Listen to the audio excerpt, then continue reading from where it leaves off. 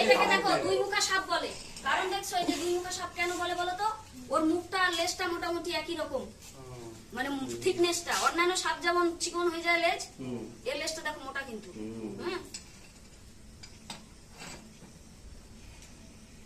একবার যখন ধরছিস তখন কিন্তু একবার পিছিয়ে নিছিল, দেখলি তারপরে মাত্র কায়দা জানিস বুঝলি।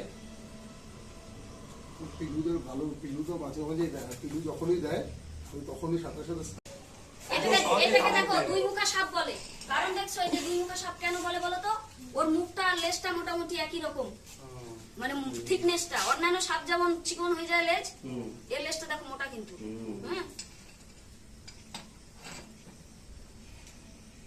একবার যখন ধরছিস তখন কিন্তু একবার পিছিয়ে নিছিল, দেখলি তারপরে মাত্র কায়দা জানিস বুঝলি। পিলুদের ভালো, পিলু তো মাঝে